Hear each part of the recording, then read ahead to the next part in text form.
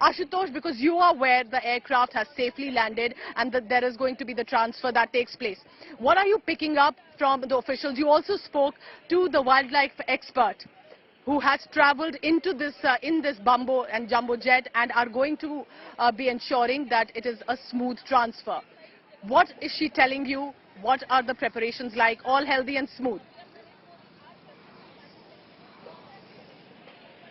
Well, Pooja, when I interviewed Dr. Laurie Marker, who is in fact one of the key person in this entire project Cheetah, and she is the executive director of Cheetah Conservative Fund, the Namibian authority who are transporting the cheetahs to India.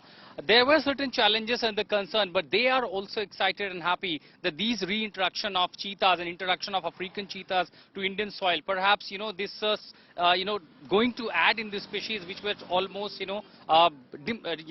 finished in this country. But for now, what we are seeing, this project is giving, because Namibian authorities, the CFF, they will be keeping very close eye on this entire project along with the Indian authorities. They trained the Indian forest officials, the Kuno National Park officials. They were all called to Namibia and how to monitor these activities of cheetah, because our experts, the forest experts and the environmentalists, they are trained to monitor the activities and how to take care of the growth of tigers, jaguars, lions. So that, there is a proper training. But when it comes to cheetahs, that requires specific skills, and that's exactly why they were trained for very long, when ever since this entire project began. So what we know, even Dr. Marker's team and other specialists who are stay on board, with me. Ashutosh is in Gwalior. We got you the visuals and reactions coming in from the starting point in Namibia to Kuno National Park, where I am. Why was Kuno National Park chosen as the home for the Ghar Wapsi of the cheetahs into India? I can tell you that there were other national parks in Rajasthan, in Madhya Pradesh, that were also in consideration. But for the wildlife experts, the politicians, administration, all of these discussions that took place to understand the climate, terrain, the prey base, all of that. This Kuno National Park, which was initially a project for the Asiatic lions transfer into the park, and then the cheetah conservation project started, was chosen as the perfect climate base.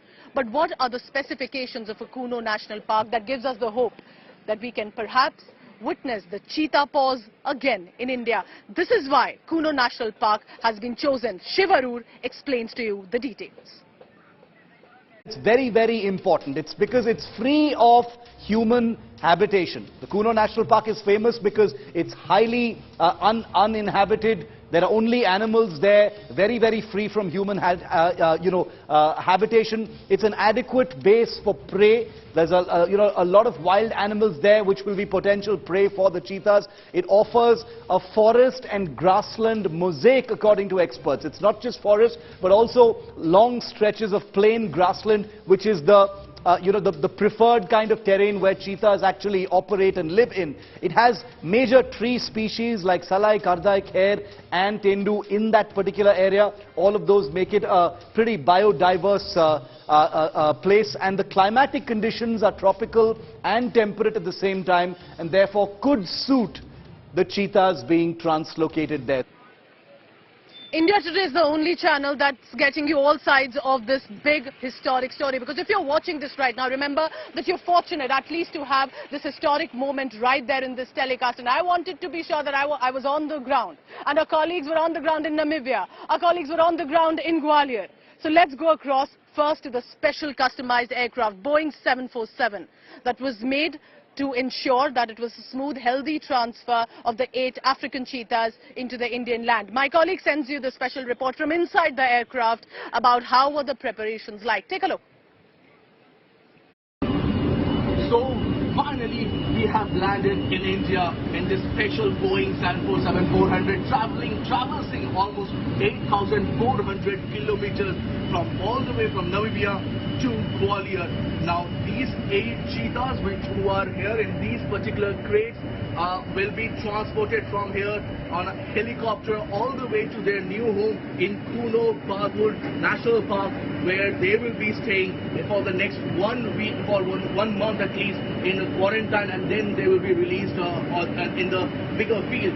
But what I can tell you is that this is a historic moment, this is a historic journey, for the simple reason that today is also Prime Minister Narendra Modi's birthday, and on that auspicious occasion, he will be releasing these 8 cheetahs onto the wild, and for the first time after 7 decades, cheetah will be introduced in the wild of India.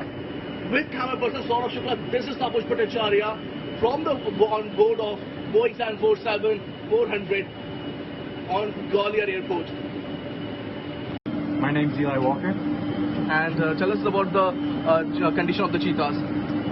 So they had a very great flight, very calm, relaxed. We had no issues throughout the entire flight. And now we're here on the ground in India.